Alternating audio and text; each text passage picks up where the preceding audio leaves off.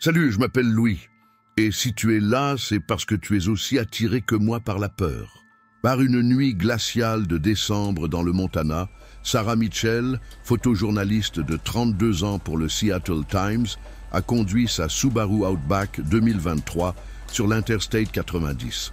L'horloge numérique indiquait 23h47 et des flocons de neige dansaient dans le cône des phares.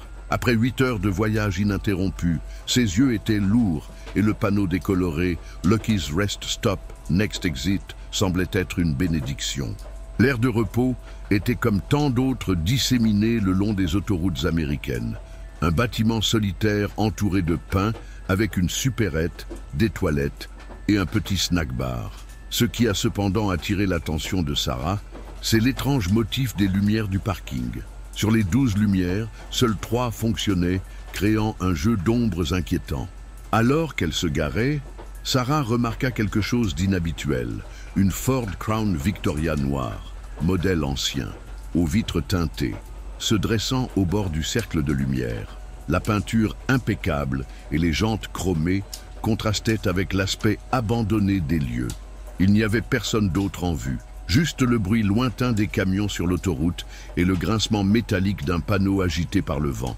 Ce que Sarah ne savait pas, c'est que cet arrêt apparemment innocent serait le début d'une série d'événements.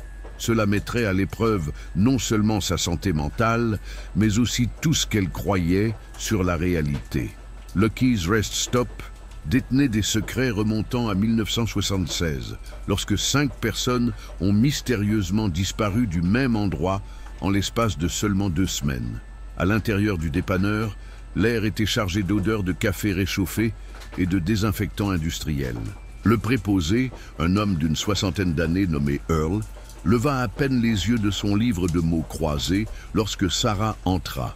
Ses doigts noueux, tachés par des décennies de nicotine, tenaient un crayon à moitié mordu pendant qu'il marmonnait des chiffres. Sarah achetait un café et remarqua quelque chose de bizarre sur les murs, entre les publicités décolorées de Coca-Cola et les affiches Wanted et des photographies blanches. Ils montraient tous la même station-service à des moments différents, mais ils avaient quelque chose d'inquiétant. Sur chaque photo, partiellement cachée dans l'ombre, se trouvait la même couronne Victoria noire qu'elle venait de voir dans le parking. Alors qu'elle examinait les photos de plus près, Earl parla finalement, sa voix rauque traversant le silence. « Tu l'as vu aussi, n'est-ce pas ?» Avant que Sarah n'ait pu répondre, le vieil homme a continué. « Chaque fois qu'il apparaît, quelqu'un disparaît. Cela a commencé avec ma sœur Diane, en 1976. Ensuite, ce sont les autres. L'agent du FBI, le couple de l'Idaho, la fille du Colorado. » Le téléphone portable de Sarah n'avait aucun signal et l'horloge numérique du magasin clignotait minuit à plusieurs reprises, même s'il était presque 1h du matin. C'est alors qu'elle remarque quelque chose d'encore plus inquiétant. Sur les 3 dernières photos accrochées au mur, elle reconnaît des personnes dont elle avait enquêté sur la disparition pour un reportage il y a 2 mois. Des cas que la police avait classés comme des personnes qui ont simplement continué leur vie. Earl a glissé un dossier jauni sur le comptoir. À l'intérieur, des coupures de journaux documentaient 47 années de disparition, toutes liées d'une manière ou d'une autre à Lucky's Rest Stop. Mais ce qui a glacé le sang de Sarah, c'est la dernière photo des archives. C'était elle-même, debout à côté de sa Subaru, prise il y a moins de 15 minutes. Au dos de la photo, écrit en calligraphie élégante, « Suivant ». Les mains de Sarah tremblaient alors qu'elle feuilletait le dossier. Chaque page révélait un schéma sinistre. Les disparitions se produisaient toujours lors de nuits de neige, toujours après minuit, et il y avait toujours des rapports faisant état de la mystérieuse Crown Victoria. Mais il y avait quelque chose de plus. Chaque victime était une personne qui enquêtait sur une sorte d'histoire. Journalistes, détectives privés, enquêteurs, tous connectés par un réseau invisible de recherche de réponses, Earl a commencé à raconter une histoire qui allait tout changer. En 1976, sa sœur Diane n'avait pas simplement disparu. Elle enquêtait sur une série d'accidents inexpliqués survenus dans l'ancienne mine de charbon abandonnée, située à 8 km au nord du poste. Les accidents ont commencé après la découverte d'étranges inscriptions sur les parois les plus profondes de la mine. Des symboles qui, selon les experts, n'appartenaient à aucune civilisation connue. Soudain, les lumières du magasin se sont mises à clignoter. Le café dans la tasse de Sarah se mit à vibrer et un léger bourdonnement remplit la pièce. Earl, avec un calme inquiétant, montra la porte arrière. Il y a un passage souterrain qui mène à la mine. Il a été construit pendant la prohibition pour la contrebande. C'est votre seule chance. Quand Sarah se retourna vers Earl, son sang se glaça.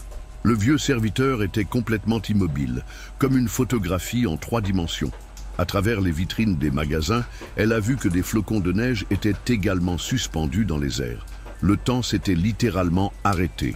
Le seul bruit était celui du moteur de la Crown Victoria, qui était maintenant garé juste devant la porte du magasin. La portière de la voiture commença à s'ouvrir lentement, révélant quelque chose qui défiait l'entendement humain. Sarah avait quelques secondes pour décider, faire face à ce qui sortait du véhicule ou risquer le passage souterrain qui pourrait la conduire aux réponses que tout le monde cherchait. Sarah a choisi le passage souterrain. Le cœur battant dans la poitrine, elle franchit la porte arrière et trouva un escalier en métal rouillé qui descendait en spirale dans l'obscurité. Utilisant la lampe de poche de son téléphone portable, même sans signal, elle a commencé sa descente. Les marches craquèrent sous leurs pieds, résonnant dans le passage étroit apparemment sans fin. Après ce qui sembla une éternité, le tunnel s'ouvrit sur une large chambre. L'air était épais et humide, avec une odeur métallique comme le cuivre. Les murs étaient recouverts des mêmes symboles mentionnés par Earl, mais il y avait quelque chose de différent. Ils semblaient vibrer d'une lumière qui leur était propre, émettant une lueur bleuâtre qui s'intensifiait à mesure que vous vous approchiez. C'est alors que Sarah fit une découverte choquante. Dans des niches creusées dans les murs, il a trouvé des dizaines d'appareils photos, d'enregistreurs et de cahiers, objets des personnes disparues. Chaque objet était parfaitement conservé, comme si le temps ne les avait pas touchés. Dans l'un des carnets les plus récents, daté d'il y a à peine 3 mois, il y avait des notes sur une théorie inquiétante. La Crown Victoria n'était pas une voiture, mais un portail, une manifestation physique de quelque chose qui existait entre les dimensions du temps et de l'espace. Preuve, Sarah a commencé à les reconstituer. Chaque personne disparue s'est rapprochée trop près de la vérité. Les symboles sur les murs n'étaient pas de simples inscriptions. C'étaient des équations, des formules décrivant la nature de la réalité dans un langage que l'humanité n'était pas encore prête à comprendre. Un bruit métallique au-dessus d'elle indiquait quelque chose, ou quelqu'un descendait les escaliers. Sarah a dû prendre une décision cruciale, continuer à explorer plus profondément la mine à la recherche de réponses, ou essayer de trouver une autre issue avant qu'il ne soit trop tard. Le bruit des pas s'est approché, et avec lui est venu le même bourdonnement sourd que j'avais ressenti dans le magasin. Le bruit des pas s'arrêta brusquement. Sarah s'est cachée derrière une colonne de rochers, retenant son souffle. Dans le silence absolu, elle ne pouvait entendre que les battements de son propre cœur. C'est alors qu'une lumière bleuâtre commença à se répandre dans toute la pièce, plus intense que la lueur des symboles sur les murs. Sarah aperçut quelque chose qui défiait toute logique.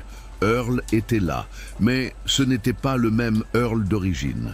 Le magasin, il paraissait des décennies plus jeune, portant un uniforme de police de 1976.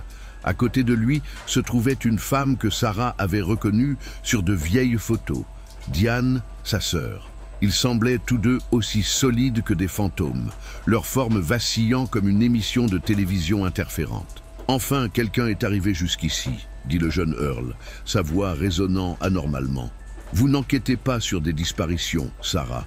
Vous assistez à une convergence. » Diane a ajouté « La Crown Victoria n'est qu'une encre, un point fixe dans le temps où toutes les réalités se rencontrent. Les symboles sur les murs ont commencé à bouger, coulant comme du mercure liquide. » Sarah s'est rendu compte qu'il ne s'agissait pas d'équations anciennes, mais d'un code en temps réel, documentant chaque décision, chaque instant où quelqu'un s'approchait trop de la vérité.